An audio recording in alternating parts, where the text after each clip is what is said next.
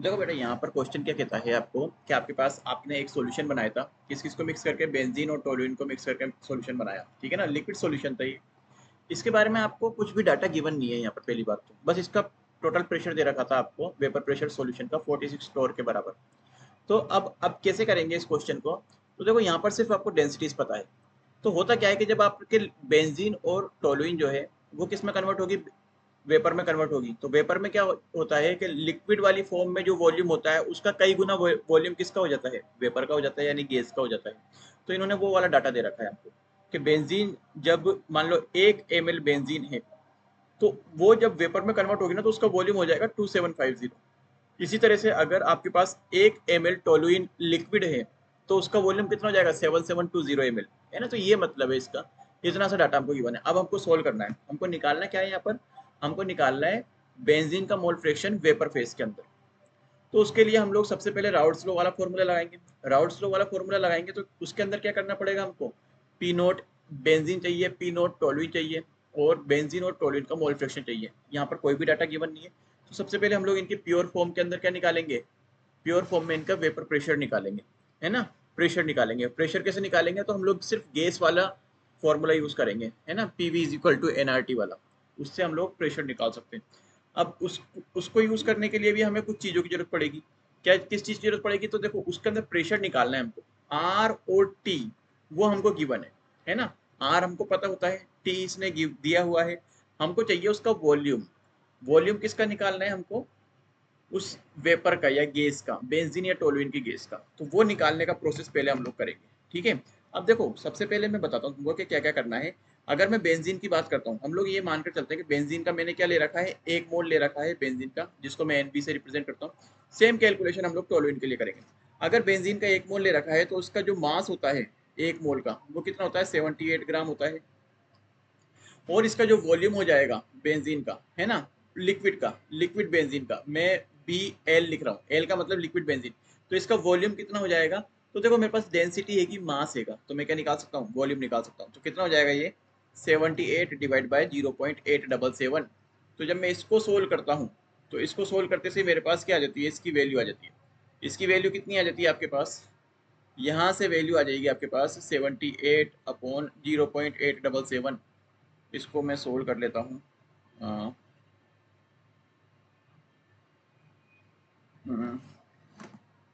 Calculator का use करके कर लेते हैं इसको, ठीक है।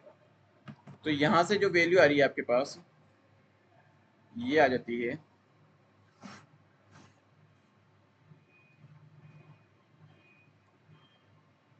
88.93। यानी कि हमारे पास जो 1 मोल बेंजीन होती है, 1 मोल बेंजीन का वॉल्यूम कितना हो जाता है, 88.93 ml हो जाता है। 1 मोल बेंजीन का वॉल्यूम कितना हो जाता है लिक्विड फॉर्म में, 88.93 ml, ठीक है। ये मैंने बेंजीन का वॉल्यूम निकाल लिया। अब जो इसकी गैस का वॉल्यूम होता है, यानी कि इसकी वेपर कप होता है, बेंजीन की गैस, यहाँ पर गैस लिखता हूँ, तो वो कितना होता है, वो इसका 2750 होता है ना। तो यानी कि अगर मैं निकालता हूँ बेंजीन गैस का वॉल्यूम, तो वो हो जाएगा 2750। और जब मैं इसको सोल्व करता हूँ तो इंटू 2750, तो ये आ जाता है मेरे पास लगभग 244583। तो ये आ जाता है 244583.81, इतना ml हो जाता है ना। अगर मेरे पास 1 मोल बेंजीन वेपर है ना, तो उसका वॉल्यूम इतना ml होता है ना, ml के अंदर, है ना, पर मोल का है ये। अच्छा, अगर मैं इसको लीटर में लिखना चाहूँ तो लीटर में कितना हो जाएगा, तो लीटर में ये कुछ आ जाता है 244.6, या मैं इसको 244.58 लिख देता हूँ, है ना, 244.58 लीटर पर मोल। ये मैंने किसके लिए निकाला, बेंजीन के लिए निकाला। तो बेंजीन का मेरे पास क्या गया, 1 मोल बेंजीन वेपर का वॉल्यूम आ गया। अब मैं निकालता हूँ टोलुइन के लिए। तो टोलुइन के लिए कैसे निकालेंगे, टोलुइन के लिए भी सेम प्रोसेस रहेगा। टोलुइन का जो मोलर मास होता है वो कितना होता है, तो टोलुइन का मोलर मास कितना हो जाएगा आपका, मैं कैलकुलेट कर लेता हूँ टोलुइन का मोलर मास।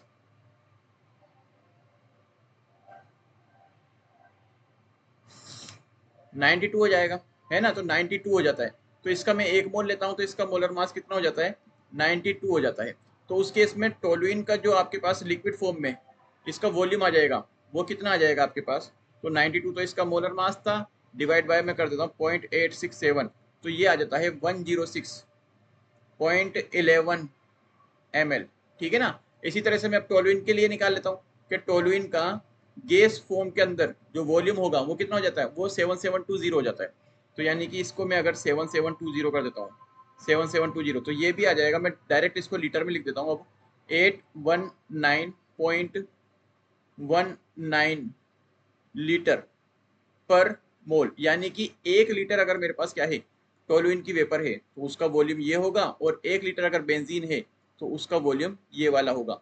ठीक है ना। दोनों के मेरे पास वेपर फेस के अंदर क्या आ चुके हैं, वॉल्यूम आ चुके हैं। अब मैं दोनों के क्या निकाल सकता हूँ, प्रेशर निकाल सकता हूँ, जिसकी मैं बात कर रहा था।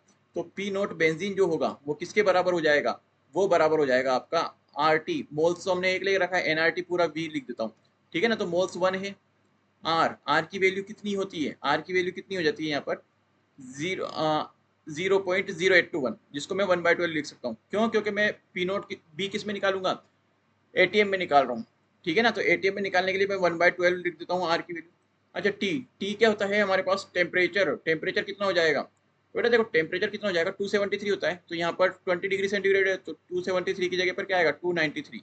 ठीक है। और आर टी रख दिया। वी वी की वैल्यू रखनी है। वी कितना आ रहा है मेरे पास बेंजीन के लिए, 244.58।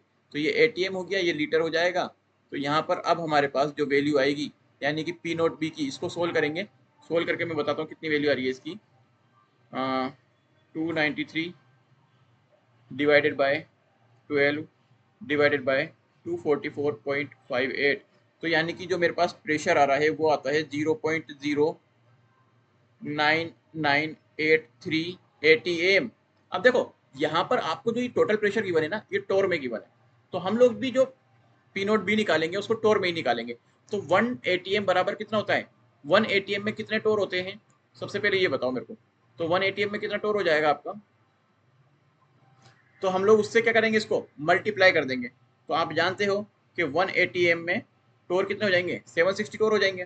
तो हम लोग इसको 760 से मल्टीप्लाई कर देंगे। तो 0.00983 इंटू 760। तो यहाँ से जो टोर में इसका जो प्रेशर आएगा वो आता है 75.87 टोर। ठीक है ना। तो ये तो मैंने किसका लिए निकाला, पी नोट बी की वैल्यू निकाल ली। पी नोट बी की वैल्यू कितनी हो गई बेटा आपके पास, टोर के अंदर 75.87 टोर के बराबर। ठीक इसी तरह से हम लोग टोलुइन के लिए निकालेंगे। तो टोलुइन के केस के अंदर क्या हो जाएगा, टोलुइन के लिए क्या हो जाएगा, P note toluene, P note toluene कितना हो जाएगा आपका, ऊपर वही वाली वैल्यू आ जाएगी एनआरटी, है ना, अपॉन बस वी चेंज करना है हमको। तो वी कितना हो जाएगा इस केस में, 819.19। इसको सोल्व कर लेंगे हम लोग, तो कितना आएगा, 293 डिवाइडेड बाय 12 डिवाइडेड बाय 819.19। तो यानी कि ये आ जाता है हमारे पास यहाँ से पी नोट टोलुइन, ये कितना हो जाता है, 0.0298। ठीक है ना। इतना एटीएम आता है, ये एटीएम में आया है। तो अगर इसी को मैं टोर में लिखता हूँ, तो टोर में कितना हो जाएगा, 760 से मल्टीप्लाई कर देंगे। तो पी नोट टोलुइन जो आएगा वो कितना आ जाएगा, 22.652। ये इतना टोर है ना, इतना टोर है। तो हमने दोनों प्रेशर निकाल लिए हैं, है ना, एटीएम में भी निकाल लिया मैंने और टोर में भी निकाल लिया। हमको रखना कौन सा, टोर वाला प्रेशर रखना है। हमारे पास पी नोट बी आ गया, पी नोट टी आ गया। हमको क्या रखेंगे, एक्स से और एक्स बी चाहिए मेरे को। अगर पी टोटल मेरे को गिवन है तो मैं क्या निकाल सकता हूँ, एक्स से एक्स बी की वैल्यू निकाल सकता हूँ। तो पी टोटल का जो फॉर्मूला होता है मेरे पास, पी टोटल का वो किसके बराबर होता है, पी नोट, मैं टोटल लिखता हूँ इसको, या पी एस लिख देता हूँ मैं इसको, क्योंकि पी टी हमने किसको लिख रखा है, टोलुइन को लिख रखा है। तो यहाँ से मैं इसको एक लाइन खींच लेता हूँ हम लोग, ये लाइन ले लेते हैं हम लोग एक, ताकि पता रहेगा हमको इसके इधर करना है अब। तो पी एस बराबर जो हो जाएगा आपका, वो किसके बराबर हो जाएगा, P naught B X B plus P naught T into X T को मैं क्या लिख सकता हूँ, 1 - एक्स बी। ठीक है। तो पी एस कितना दे रखा है मेरे को, 46 टोर। यहाँ पर पी नोट बी कितना निकाला मैंने, 75.87 into X B plus P naught T कितना है, 22.652 इंटू इंटू 1 - एक्स बी। ठीक है ना। ये कर सकते हैं हम लोग। तो यहाँ से कितना हो जाएगा, 46 बराबर P naught T. P naught T की वैल्यू कितनी है, 22.652, है ना, plus P naught B 75.87 minus का 22.652 इंटू एक्स बी, ये आ जाएगी हमारे पास एक्स बी। यहाँ से हम लोग बेंजीन का मोल फ्रैक्शन निकाल लेंगे। तो 75.87 अगर मैं करता हूँ इसमें से माइनस करता हूँ 22.652, तो ये आ जाता है 53। तो 22, अच्छा इसको भी हम सोल्व कर लेते हैं। तो 46 माइनस 22.652, 46 22.652 बराबर यहाँ पर आता है मेरे पास 53.218 एक्स बी के बराबर। और यहाँ से एक्स बी की कितनी वैल्यू आ जाएगी, तो 46 माइनस का 22.652, 23.348, 23.348 डिवाइड बाय, इसको डिवाइड करता हूँ मैं किससे, 53.218 से। तो ये कितना आ जाता है 53.218 से। तो यहाँ से जो वैल्यू आएगी इसकी वो कितनी आ जाती है 0.43। तो यानी कि एक्स बी की वैल्यू कितनी आ गई 0.43 आ गई। और हमको क्या निकालना था, आपको निकालना था एक्स वाई बी निकालना था आपको। अच्छा यहाँ से आप एक्स टी भी निकाल सकते हो, लेकिन हमको निकालना क्या है, वाई भी निकालना है। तो वाई भी निकालने के लिए फॉर्मूला क्या हो जाएगा, P B upon P total, है ना, या पी एस, है ना।